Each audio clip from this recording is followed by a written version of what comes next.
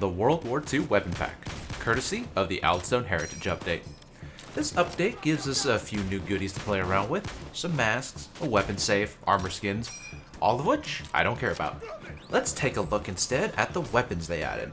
A few melees. I don't really want to go into them since the melees, they don't seem to be anything that would catch my interest. But they did add a new SMG, a new pistol, and a new assault rifle. Let's start with the assault rifle, the Galant rifle. I'll be referring to this weapon as the M1 Garand. It's a single-shot DMR weapon with high damage and accuracy, but low capacity. Here are the stats of the rifle.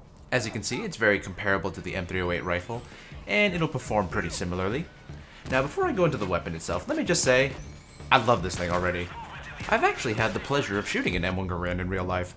Most of the weapons I've been able to shoot were older weapons like the Kar 98 and SKS. But the M1 Garand was definitely the most memorable. I mean, up until now, the only real experience I have with this gun is from World War II video games, you know? But the very first time I shot it, or rather, the very first time I emptied the gun, to hear the ping when the gun ejects, when the clip ejects, I mean, that's gotta be one of the most satisfying things in the world. Anyway, sorry about the tangent, I just wanted to share that. As for the weapon itself, it's pretty much a staple for higher difficulty use. A lot of people prefer DMR kit assault rifles for 1-down difficulty due to their power and their range. The M1 Garand sports some fairly good stats by itself, which is nice considering there aren't too many mod options available. Of the weapon mods that it does have though, they're pretty fucking amazing. One just gives the gun more ammo, so it adds 11 rounds I think, so you start at 91 rounds. And there's another mod that increases the concealment considerably, so you can get up to 25 concealment without any of the skills. Now, while that's not quite as high as like the cavity, all things considered, it's still very good concealment, and easily workable in a dodge or crit build. Also, at that concealment, the weapon is still very accurate, and the stability is, it's nothing to worry about. Unlike the cavity, you know, when you mod it for concealment, it tends to be fairly unreliable for farther ranges. Also, this weapon, unlike the other DMR kit weapons, which tend to have meager ammo pickup, this weapon has some really good ammo management, just like the M308. I didn't really notice much of a difference. The only real downside to this weapon is the small magazine. There are skills to compensate for it, like faster reload and such, but that right there is really just the biggest thing you have to worry about when using it. I found I've had a little bit of a difficult time to kill bulldozers and such when I have to worry about reloading in the middle of fighting them.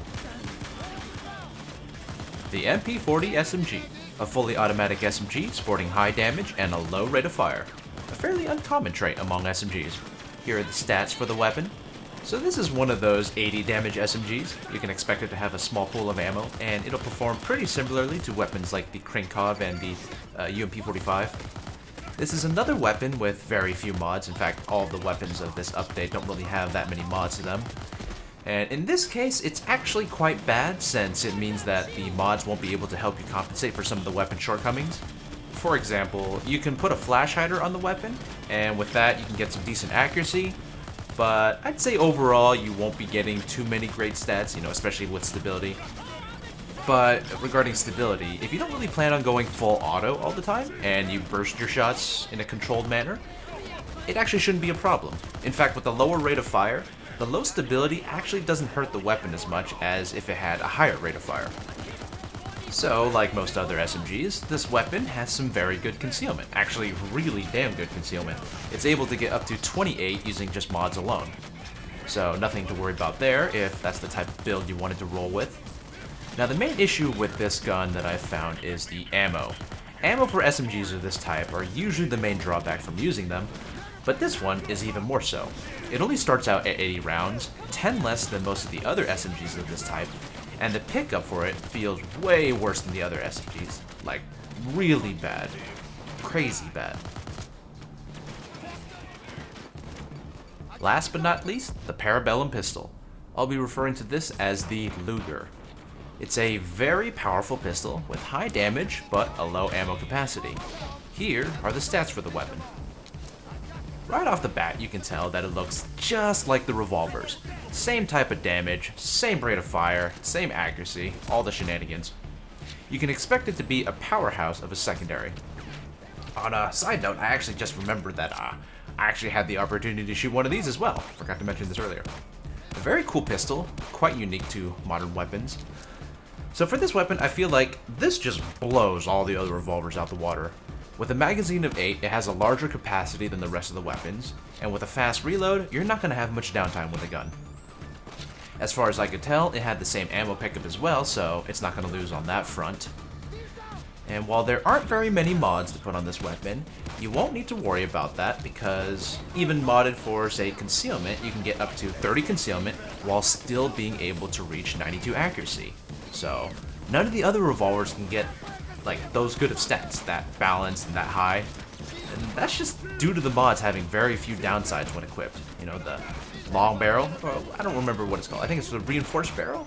It actually is just like straight accuracy boost. And even when you compare the stability, it's pretty much better than all the other revolvers. From a stat-wise perspective, this weapon is pretty much just better than all the existing counterparts.